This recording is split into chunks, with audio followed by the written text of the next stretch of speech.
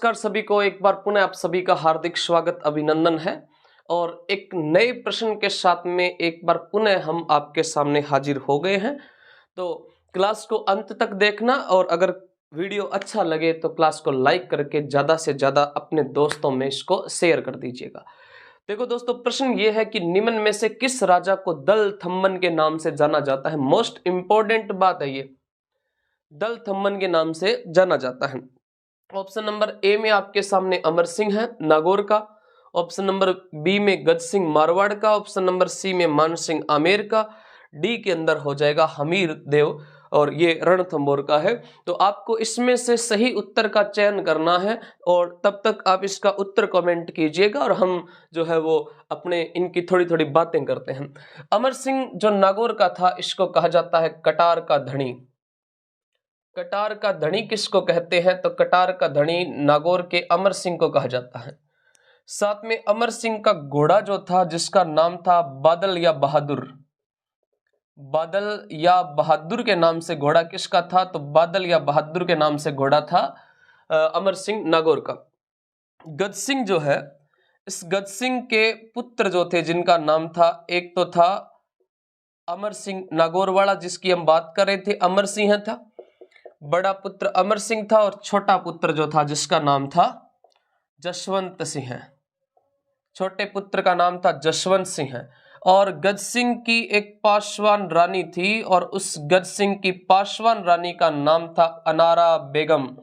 और इसी अनारा बेगम के प्रभाव में आकर जो है वो गज सिंह ने अनारा बेगम के प्रभाव में आकर जसवंत सिंह को क्या बनाया था? उत्तराधिकारी बनाया था। और अमर सिंह को कौन सा प्रगना दिया था? तो साथियों नागौर का प्रगना दिया था।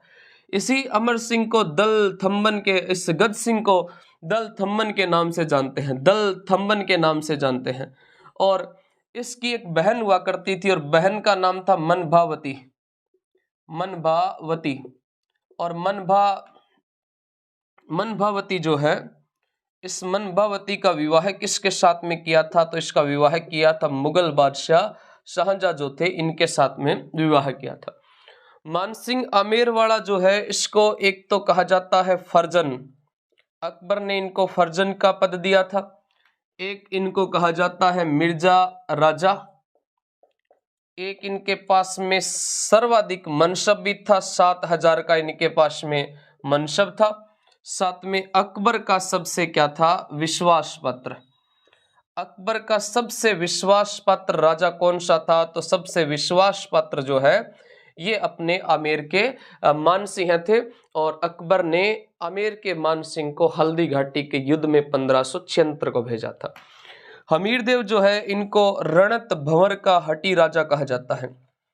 रणत भंवर का हटी राजा किसको कहते हैं? तो रणत भंवर का हटी राजा हमीर को कहा जाता है।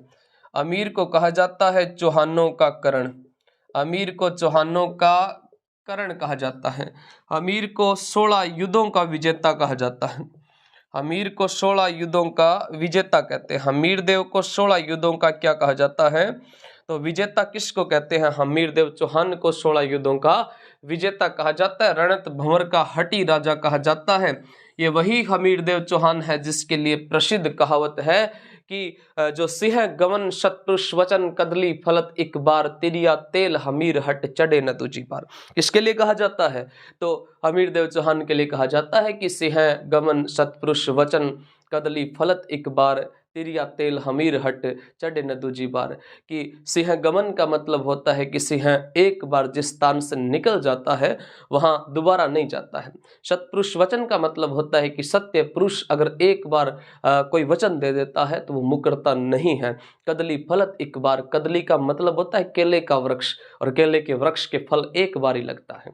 और उसी प्रकार से हमीर देव का हट है कि हमीर देव चौहान ने अगर एक बार कमिटमेंट कर दिया फिर वो अपने आप की भी नहीं सुनते हैं। इसके लिए जो है वो हमीर देव चौहान को हटी हमीर के नाम से जाना जाता है।